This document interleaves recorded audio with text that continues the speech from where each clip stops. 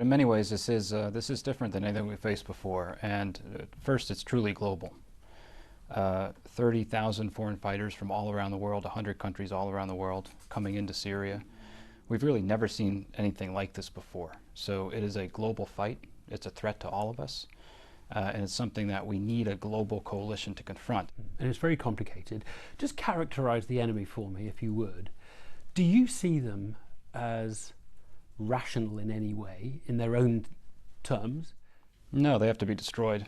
There's no question about their overall ideology. There's no question about, as we see them on the ground, in terms of the number of suicide bombers, even in just daily engagements, sometimes 10 to 12 suicide bombers in a single engagement. We've had in Iraq sometimes 60 suicide bombers in a single month. All the suicide bombers we assess are foreign fighters, so they're coming from all around the world. So, people like this cannot be reasoned with, and that's why we're determined, as the President said, to destroy ISIL.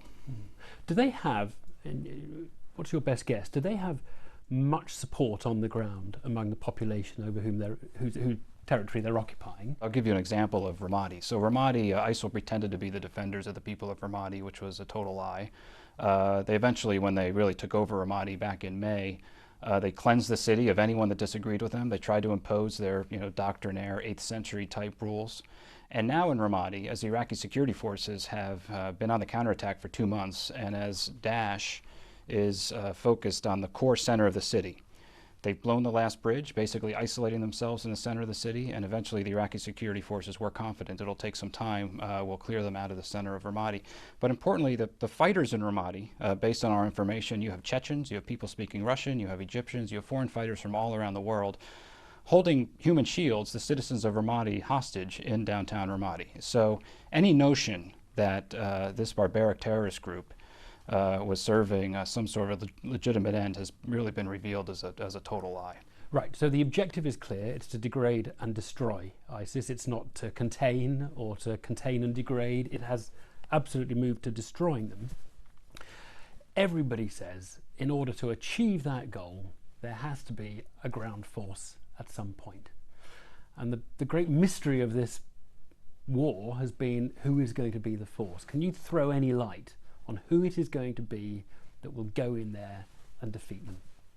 Well, it's different forces in different parts. So let me just kind of go around the horn if I could. I'll go clockwise. The Euphrates River bisects Syria. To the west of the Euphrates River, there's about a 98-kilometer strip of border which Daesh still controls with Turkey. We're working that very aggressively with the Turks to seal their border, and also with a group of Sunni opposition forces near the town of Mara, which we call the Mare Line, to begin pushing from west to east. They've had some success, and we're working closely with them, but I will say the Russian air campaign has made this more difficult. The Russians say they're attacking Daesh, and they are in some respects, but they're also attacking moderate opposition forces who are preparing to fight Daesh. So the Russians have made that particular terrain a little bit more complicated. So in that part, Sunni Arab opposition forces. East of the Euphrates, the entire border region with Turkey has been taken away from Daesh. That is a mix of forces. It's Syrian Kurds. It's also increasingly Arabs and Christians, which we are prepared to work with to push down and isolate on al-Raqqa. And those forces are actually having some real success.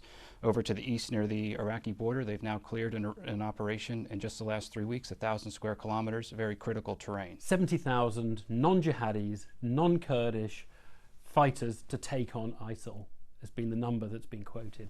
I mean, is that a figure that you would recognize? Do you think it's about the right number? Is that the kind of size of the...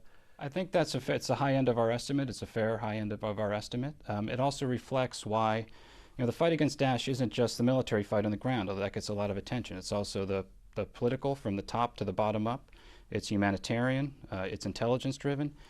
And the diplomatic piece in Syria is very important. So the diplomatic track that began in Vienna now over 6 weeks ago, Secretary Kerry is in Moscow today.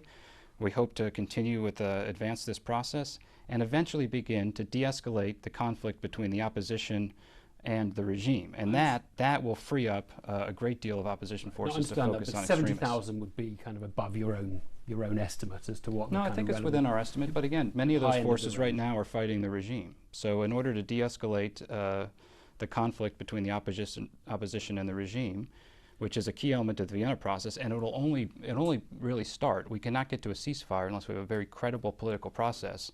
but that will free up an awful lot of force to focus on extremist groups. Special Envoy Brett McGurk, thanks very much. Thanks so much.